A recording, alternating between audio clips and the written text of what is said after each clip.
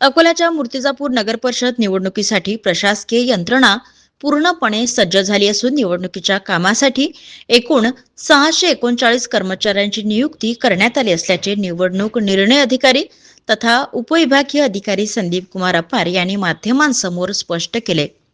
मूर्तिजापूर नगर परिषद क्षेत्रामध्ये एकूण 40,049 मतदार आहेत आणि यामध्ये 19,831 पुरुष मतदार तर 20,214 महिला मतदार व 4 इतर मतदार आहेत।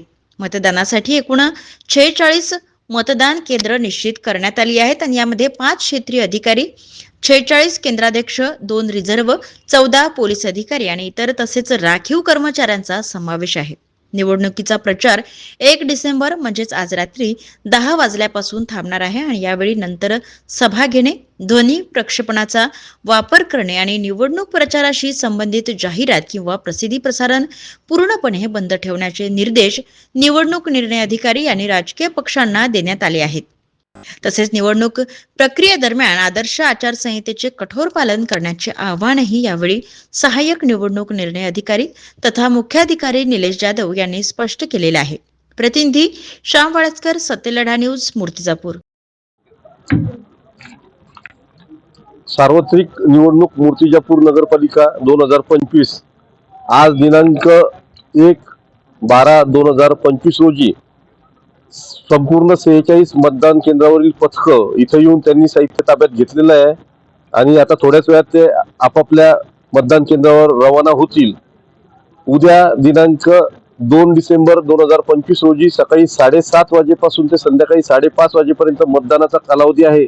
मी आपल्या माध्यमातून सर्व मतदारांना आवाहन करतो की कृपया आपण मतदान करावं। त्याचबरोबर मतमोजणीची प्रक्रिया ही परवा दिवशी म्हणजे 3 डिसेंबरला सकाळी 10 वाजेपासून चालू होणार आहे। त्याच्यासाठी काउंटिंग हॉल नगरपालिका क्षेत्रातच आहे। याबाबत आम्ही सर्व उमेदवारांना सूचना दिलेल्या आहेत आणि त्यांचे मतमोजणी प्रतिनिधी उपस्थित ठेवण्याबद्दल, त्यांचे आयडी कार्ड वितरित करण्याबद्दल योग्य त्या सूचना निर्गमित केलेल्या आहेत। बऱ्याच लोकांना त्यांचे आयडी कार्ड मिळालेले सुद्धा आहेत। विशेष म्हणजे राज्य निवडणूक आयोगाने यावर्षी आज दिनांक 1 डिसेंबर 2025 रोजी रात्री 10 वाजेपर्यंत मतदानासाठी जो प्रचार करायचा आहे त्या प्रचाराचा कालावधी वाढवून दिलेला आहे। या 10 वाजेपर्यंतच सर्व उमेदवारांनी, राजकीय पक्षांनी त्यांचा प्रचार करायचा आहे। त्यानंतर मात्र कुठल्याही स्वरूपात कोणत्याही प्रकारचा प्रचार त्यांना करता येणार नाही, याची आपण सर्वांनी नोंद घ्यावी। आपण या निवडणुकीमध्ये इथे सर्वांना सुविधा व्हावी अशाच प्रकारे नियोजन केलेलं आहे। आपण इथे बघत असाल की अतिशय सरळ आणि सोयीस्कररित्या सर्व साहित्याचं वाटप झालेलं आहे। इथे मतदान पथकांसाठी आम्ही जेवणाची सुद्धा व्यवस्था केलेली आहे आणि दरवर्षी किंवा प्रत्येक निवडणुकीमध्ये ज्याप्रमाणे आपण सखी बूथ किंवा जे आपण पिंक पोलिंग स्टेशन करतो आणि एक आयडियल आदर्श मतदान केंद्र तयार करतो, ते सुद्धा आपण इथं तयार केलेलं आहे। ते याच परिसरामध्ये केलेलं आहे। तर आपल्या सर्वांना मी आवाहन करतो की या निवडणुकीमध्ये आपण कोणत्याही प्रलोभनाला बळी न पडता, कोणत्याही राजकीय धार्मिक गोष्टीला बळी न पडता स्वतंत्रपणे विचार करून मतदान करावं। धन्यवाद। नमस्कार, मी निलेश जाधव, मुख्याधिकारी तथा सहाय्यक निवडणूक निर्णय अधिकारी, नगरपालिका सार्वत्रिक निवडणूक 2025।